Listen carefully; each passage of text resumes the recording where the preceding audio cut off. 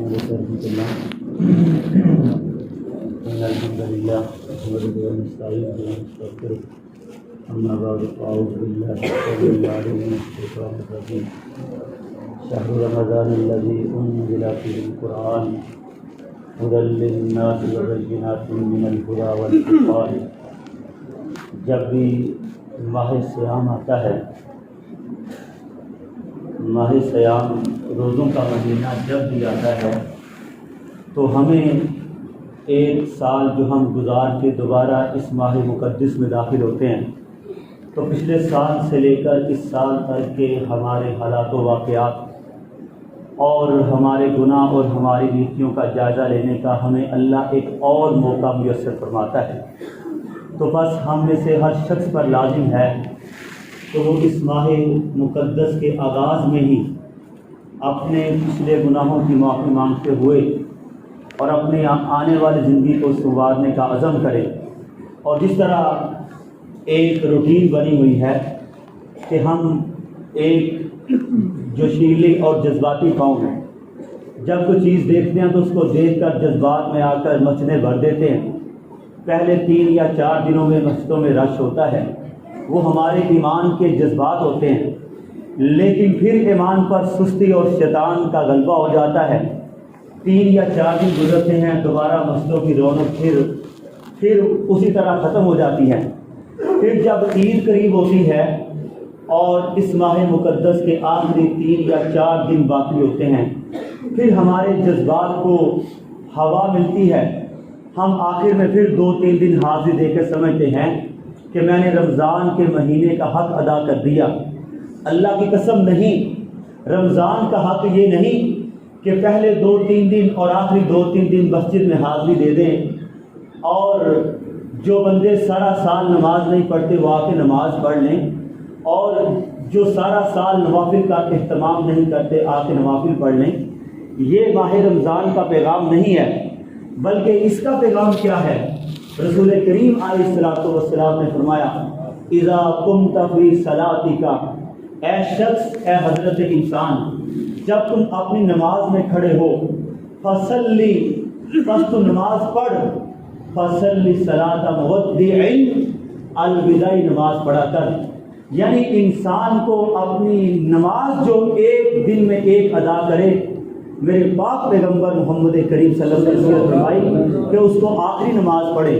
اور آج کے دن کا بھائیوں پیغام یہ ہے کہ ہم میں سے ہر شخص اپنے ہر دن کو، ہر نماز کو جہاں آخری نماز سمجھتا ہے، وہ تو ہر روز ایک دن میں نمازیں 5 ہیں، جہاں یہ حکم ہے کہ ہر نماز کو آخری نماز سمجھو، کیا وہاں یہ حکم نہیں کہ ہر رمضان کو آخری رمضان سمجھو؟ یہ تو سال کا لانا ہے۔ یہ تو مجھے اور آپ میں سے کسی کو یقین نہیں کہ آئندہ کا رمضان میری قسمت میں ہے یا نہیں ہے۔ یہ تو اللہ کا شکر ہے کہ اس نے مجھے اور آپ کو اس ماہ مقدس میں پھر داخلہ نصیب فرما دیا اور ہمیں یہ والا موقع میسر دیا، یہ والا موقع ہمیں دے دیا کہ ہم اپنے گناہوں سے تائب ہو کر اللہ سے معافی مانگیں۔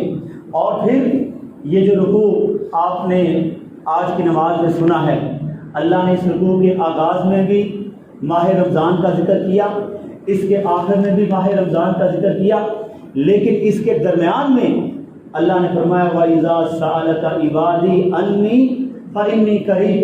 اے میرے پیارے حبیب پیغمبر جناب محمد صلی اللہ علیہ وسلم، جب آپ کے پاس آ کر جو میرے بندے ہیں، میرے اللہ کے خاص بندے آ کر میرے متعلق پوچھیں، سوال کریں، ان کو بتا دو کہ میں ان کی شرح سے زیادہ قریب ہوں۔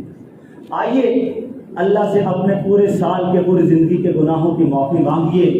اور یہ معافی مانگنے سے معافی نہیں ملا کرتی، بلکہ یاد رکھیے معافی مانگنے کے ساتھ ساتھ لوگوں کو معاف کرنے سے معافی ملا کرتی ہے۔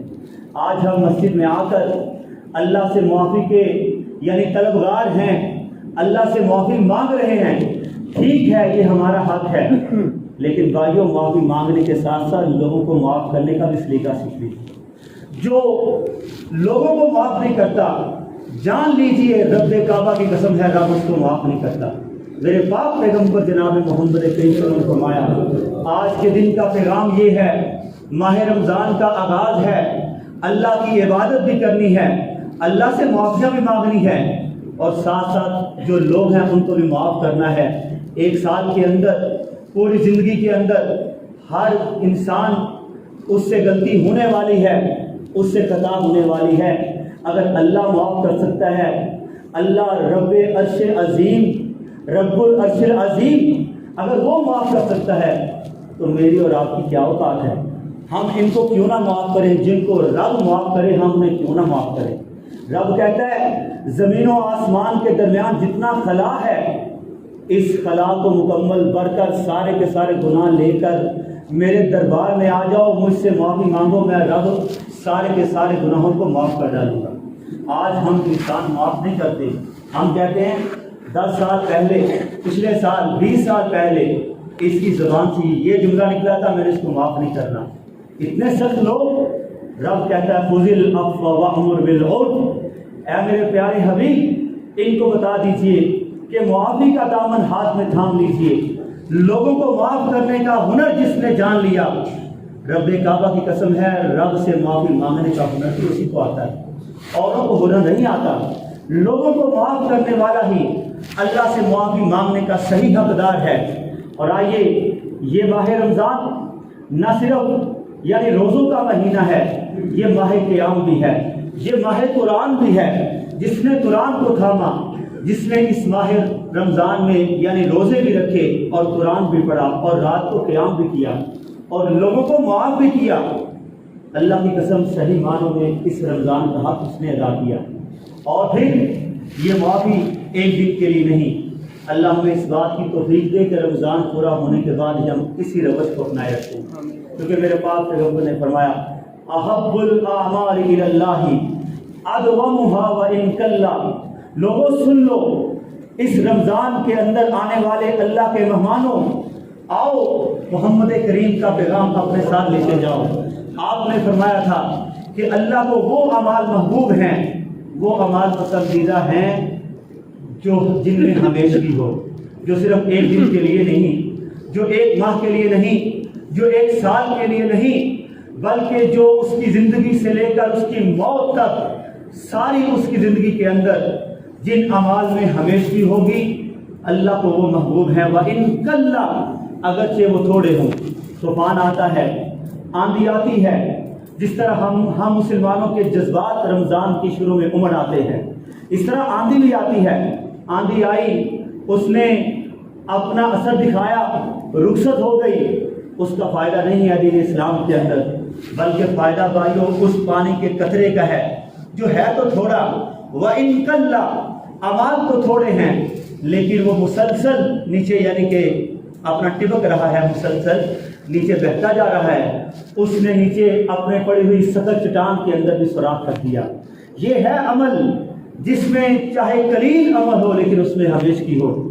اللہ سے دعا کریں اللہ ہمیں اس ماہ رمضان کے آغاز کے اندر ان لوگوں کو بھی اللہ ہمیں یاد کرنے کی توفیق عطا فرمائے جو پچھلے سال ہمارے درمیان موجود تھے۔ مجھے حضرت مولانا شریف صاحب یاد آئے اچانک کہ یہاں میں نماز پڑھ کے یا نماز پڑھا کے سامنے بیٹھا ہوتا، وہ سامنے یہاں پر میرے سامنے یہاں بیٹھے ہوتے۔ اللہ سے دعا کریں اللہ جتنے بھی فوت ہو چکے ان پر اپنے رحمت کی برکھا نازل فرما۔ ایک وقت ایسا آنا ہے کہ میں نے اور آپ نے بھی یہاں نہیں ہونا، یقین ہے نا؟ نہیں ہونا ہم نے بھائیو، نہیں ہونا، اللہ کی قسم نہیں ہونا۔ اور شاید آپ میں سے کوئی ایسا ہو جو یہاں بیٹھ کر ہم جیسے ناچیز بندوں کے لیے دعا کر رہا ہو، شاید کوئی ایسا ہو، اللہ ہمیں ایسا بنائے جو لوگوں کو معاف کرنے والا ہو۔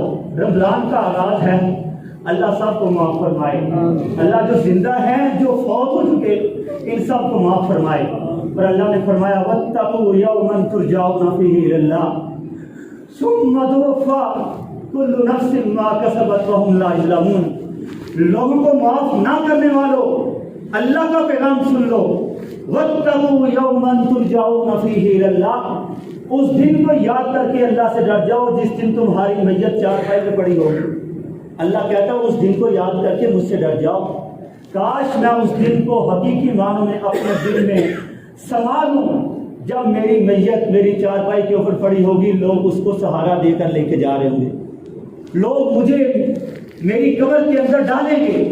ثم توفی کل نفس ما کسبت، لوگوں کا ظلم و ستم کرنے والوں، حقوق العباد کا خیال نہ کرنے والوں، حقوق اللہ کا خیال نہ کرنے والوں، ہر عمل کا اللہ پورا پورا حساب و کتاب دے گا، پورا پورا اس کا اجر دے گا.